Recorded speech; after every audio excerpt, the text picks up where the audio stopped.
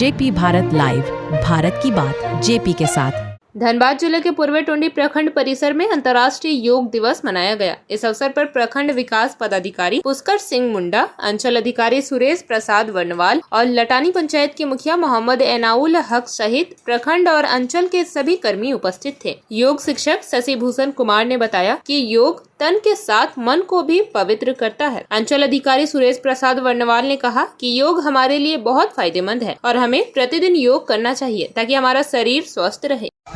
आज प्रखंड कार्यालय में योगा का कार्यक्रम रखा गया। इस तरह के योगा से लोगों को क्या लाभ है? हमारा देश विश्व गुरु है योगा के संबंध में, और हमारे माननीय प्रधानमंत्री के द्वारा ही 21 जून को इंटरनेशनल योगा दिवस घोषित किया गया है। इसी के आलोक में आज पूर्वी टुंडी में योगा दिवस के अवसर पर योग का कार्यक्रम किया गया। इसमें हम खास करके पूर्वी टुंडी के लोगों को बोल सकता हूँ कि नियमित योग करें, और योग करने से तन मन धन सब कुछ मिलता है, और योग करने से मन की शांति मिलती है, हर तरह से अच्छा रहता है, स्वास्थ्य लाभ मिलता है। आज भारत विश्व गुरु बन गया योग के क्षेत्र में, तो लोग इससे लाभ कैसे ले सकते हैं और क्या मतलब किस किस आसन से लोगों को लाभ मिल सकता है? बहुत तरह के आसन, हर तरह के लोगों को अपना अपना आसन का है।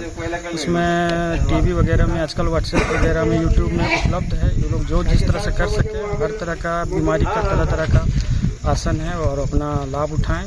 आजकल तो हर लोगों के पास मोबाइल है, यूट्यूब में उपलब्ध है। जिस तरह की बीमारी उस तरह का क्या आसन है वो सारा चीज़ उसमें दिखता है, और नियमित योग करना ही चाहिए सबको, इससे स्वास्थ्य का लाभ है। धन्यवाद। आज विश्व योग दिवस है। योग से लोग अपने शरीर को स्वस्थ कैसे रख सकते हैं? देखिए, योग हम लोग योग और व्यायाम, योग का अर्थ होता है योग का अर्थ होता है योग मतलब जुड़ना। तो हम लोग ये क्या चीज़ जोड़ेंगे? हम लोग अध्यात्म से जोड़ेंगे, भगवान से जोड़ेंगे, और उसके बाद हम लोग शारीरिक क्रिया से शरीर को इस तरीके से हम लोग तपाएंगे। माने एक प्रकार का योग है तो वह एक प्रकार का तप भी है, जिसके चलते हम लोग का आध्यात्मिक संयोग भी होता है, भगवान से भी संपर्क होता है, और हम लोग का शरीर स्वास्थ्य के लिए भी होता है। यानी शरीर की संरचना जो है, शरीर की संरचना एक वैज्ञानिक ढंग से किया गया है। उस वैज्ञानिक ढंग से हम लोग व्यायाम जब करते हैं तो बाहरी शक्ति सक्रिय होती है, शरीर का गठन और शरीर सुडौल होता है, शरीर में शक्ति आती है। लेकिन आंतरिक जो हम लोग आंतरिक जो बनावट है शरीर का, जिससे बहुत प्रकार के ग्लैंड्स हैं, बहुत प्रकार की ग्रंथियां हैं, जिसमें रस का स्राव होता है, जिसके चलते हम लोग शरीर में अपना पोषण प्राप्त करते हैं।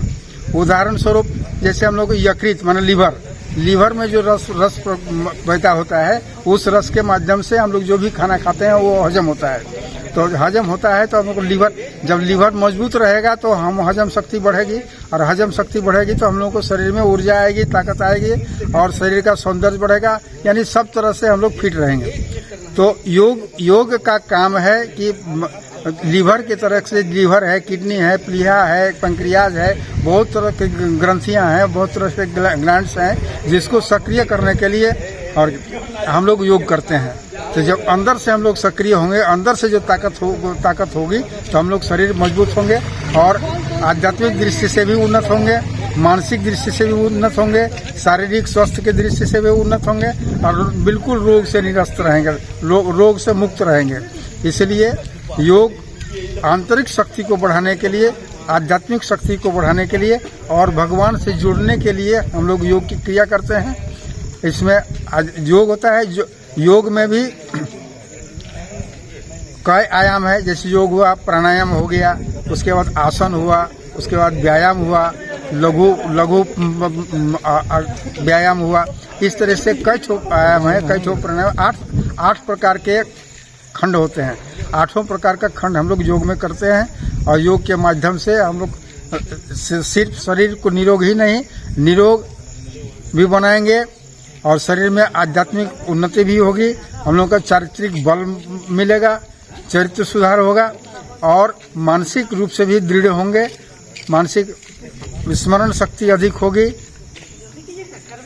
और इस तरह के मन योग से तन के साथ योग से तन के साथ मन को भी कैसे स्वस्थ रख सकते हैं? हाँ, मन को स्वस्थ करने के लिए योग के माध्यम से भी हम लोग का जो प्राणायाम होता है उसके आधार से योग के से आंतरिक ग्रंथ को, आंतरिक शक्ति को बढ़ाते हुए उसे मन को भी नियंत्रित किया जाता है। आपका परिचय दे दीजिए। मैं पतंजलि योग पीठ से मैं जिला स्तर से एक प्रशिक्षक हूँ, वरिष्ठ प्रशिक्षक हूँ।